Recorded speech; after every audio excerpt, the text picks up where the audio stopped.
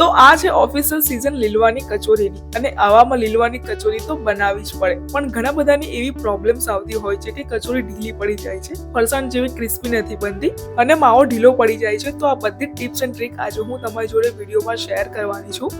બસ તમે આ વિડીયો જોઈ લેશો તો તમને બીજો કોઈ જ વિડીયો જોવાની જરૂર નહીં પડે. એક વારમાં જ તમારી કચોરી પરફેક્ટ બનશે. તો વિડીયો આખો જોજો. તો ચલો પછી આજની મજેદાર રેસીપી જોઈ લઈએ. તો કચોરી બનાવવા માટે અહીં 700 ગ્રામ જેટલા ફ્રેશ તુવેરના દાણા લીધા છે. 1 કિલોથી 2-3 મુઠ્ઠી ઓછા. આમાં કોઈ ખરાબ દાણા હોય તો આને વીણીને કાઢી લેજો.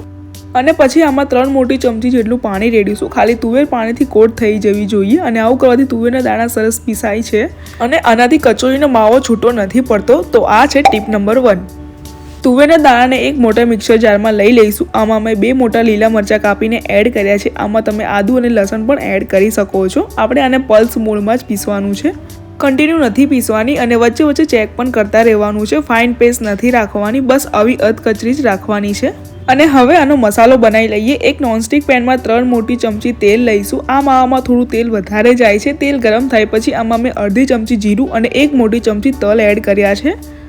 તલ ફૂટે પછી આમાં 2 ચમચી આદુ મરચાં લસણની પેસ્ટ એડ કરી છે અને થોડી વાર સાંતળવા દેવાની છે. અને હવે આપણે તુવેરની પેસ્ટ બનાવી હતી એ આમાં એડ કરીશું. આમાં પાણીનો ઉપયોગ બિલકુલ ના કરતા. આ બધાને સારી રીતે મિક્સ કર્યા પછી આમાં બેઝિક મસાલા આવે છે એ એડ કરી દઈએ. અડધી ચમચી હળદર, લાલ મરચું પાવડર અને 1 ચમચી ધાણા જીરું પાવડર અને મીઠું એડ કરીશું. અત્યારે આ સ્ટેજમાં આપણે આટલા જ મસાલા નાખીશું, અને માવો થોડો ચડે પછી જ આપણે બીજા વધારાના મસાલા એડ કરીશું આમાં.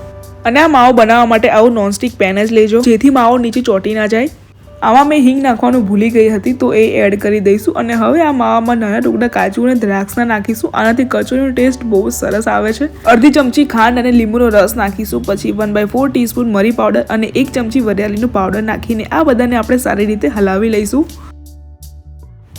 થોડી ખાંડ નાખવાથી આ કચોરીનો ટેસ્ટ એકદમ બેલેન્સ થઈ જાય છે. અને આમાં બતાવેલા કોઈ પણ મસાલા તમે એડ કરવાનું ના ભૂલતા, કેમ કે આ બધા મસાલાથી કચોરીનો ટેસ્ટ બહુ જ સરસ આવતો હોય છે. વચ્ચે મેં 1 ચમચી જેટલું તેલ એડ કર્યું છે. તેલ નાખવાથી કચોરીનો માવો છૂટો નથી પડતો.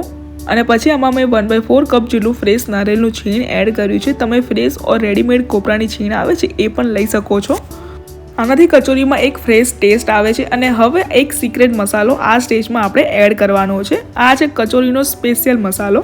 આમાં મેં 1 ચમચી જેટલો એડ કર્યો છે. તો આ છે ટીપ નંબર 2. આનાથી કચોરીનો ટેસ્ટ એકદમ નેક્સ્ટ લેવલનો થઈ જાય છે. તો આની રેસીપી જોઈ લો. 1 ચમચી આખા ધાણા અને જીરું લેવાનું છે. 1 ચમચી વરિયાળી નાખીને આ બધાને આપણે હલકા રોસ્ટ કરી દેવાના છે. અને ગેસની ફ્લેમ સ્લો જ રાખીશું. પછી 3 સૂકા લાલ મરચાં અને 1 ચમચી મીઠું નાખીને આપણે આને 1 મિનિટ જેવું શેકાવા દેવાનું છે.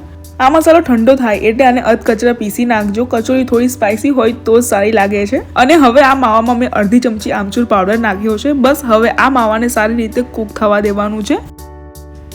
આ કચોરીને લાંબા સમય સુધી સ્ટોર કરવા માટે તમારે સ્ટાર્ટિંગમાં 1 ચમચી બેસન એડ કરવાનું છે. બેસન કચોરીનું મોઇસ્ચર એબ્સોર્બ કરી લે છે અને કચોરીને ઢીલી નહીં પડવા દે, અને એ લાંબો સમય ચાલશે.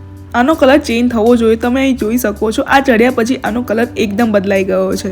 આને ઢાંકીને આપણે 2 મિનિટ જેવું સ્લો ફ્લેમ પર કૂક થવા દેવાનું છે. અને 2 મિનિટ પછી આ એકદમ રેડી છે. ઉપરથી થોડા ધાણા નાખીને આને હલાવી લઈશું. આ માવાનો ટેસ્ટ કરીને તમારી રીતે વધારે મસાલો એડ કરી શકો છો. અને હવે આ માવાને ઠંડો થવા મૂકી દઈશું.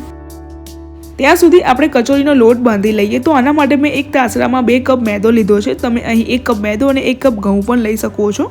પછી અડધી ચમચી અજમાને હાથથી મસળીને આમાં એડ કરીશું. આનાથી કચોરીનું આઉટરનું જે પડ હોય છે એ બહુ જ ટેસ્ટી લાગે છે. 1 ચમચી મીઠું નાખ્યું છે. અને હવે બહુ જરૂરી સ્ટેપ છે. આમાં મેં 4 ટેબલસ્પૂન જેટલું તેલ નાખ્યું છે. તમારે જો કચોરીને ખસ્તા બનાવવી હોય તો ઘી એડ કરજો, અને ક્રિસ્પી બનાવવી હોય તો તેલ નાખજો. 4 ચમચી તેલ નાખજો, બહુ વધારે કે ઓછું ના નાખતા. 2 કપ લોટમાં આટલું તેલ તો ઇનફ છે.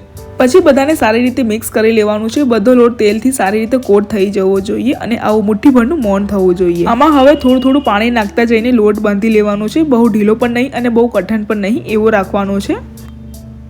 આપણે સમોસા બનાવીએ તો લોટ કઠણ બનતા હોય છે, પણ આ કચોરીનો લોટ ઢીલો રાખીએ છીએ તો જ કચોરીની પ્લેટ્સ વળશે અને ફાટી નહીં જાય. આ લોટ બાંધવામાં મેં 3/4 કપ જેટલું પાણી યુઝ કર્યું છે. લોટ બાંધતા મેદો થોડો હાથમાં ચોંટશે, પણ પછી જેમ જેમ બંધાશે એટલે હાથમાંથી ચોંટવાનું બંધ થઈ જશે.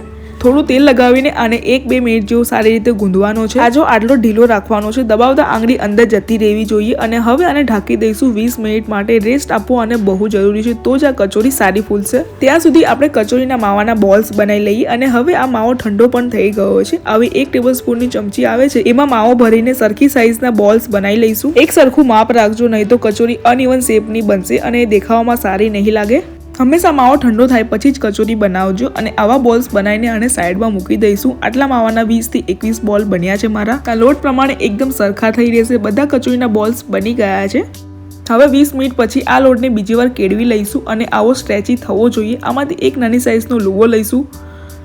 તમને હું લુવો અને કચોરીના માવો બતાવી દઉં. આટલી સાઈઝના બંને હોવા જોઈએ. અને વણી લઈશું. ત્યાં સુધી લોટને આપણે ઢાંકીને રાખીશું. લોટને સુકાવા બિલકુલ નથી દેવાનું, આ વાતનું ધ્યાન રાખજો.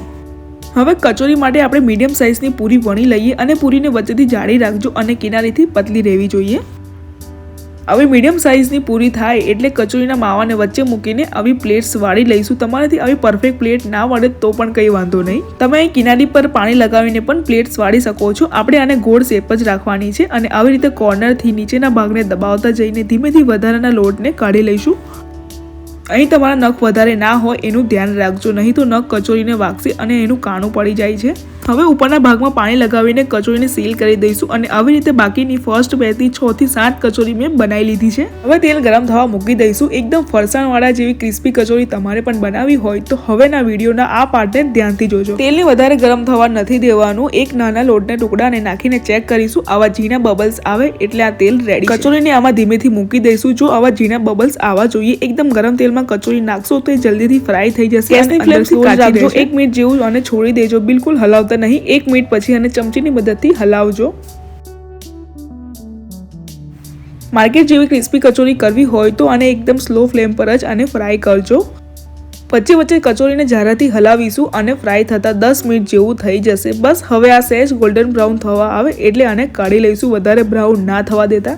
કચોરી કાઢ્યા પછી આ જ તેલમાં તમે બીજી વાર કચોરી એડ કરો છો, પણ તમે બધા આ જ ભૂલ કરતા હોવ છો. અત્યારે તેલનું ટેમ્પરેચર વધારે છે અને હંમેશા કચોરીને તળવા માટે તેલનું ટેમ્પરેચર ઓછું જોઈતું હોય છે. એટલે ફર્સ્ટ બેચની કચોરી બની જાય પછી થોડી વાર ગેસ બંધ કરી દઈશું. તો આ છે ટીપ નંબર 3, છેલ્લી અને સૌથી જરૂરી. તો આ વાત ધ્યાનમાં રાખજો. 5 મિનિટ પછી બીજી બેચની પણ કચોરી ફ્રાય થઈ ગઈ છે અને હવે લગભગ બધી જ ગરમા ગરમ કચોરી રેડી છે. તમે આની જોડે ખજૂર આમલીની અને ધાણા મરચાની ચટણી જોડે ખાઈ શકો છો. તમે વિશ્વાસ નહીં કરો કે આ એકદમ ફરસાણની દુકાનમાં મળતી હોય એવી બનીને રેડી થઈ છે. જો આ કેટલી ક્રિસ્પી છે, અવાજ તમને સંભળાતો જ હશે.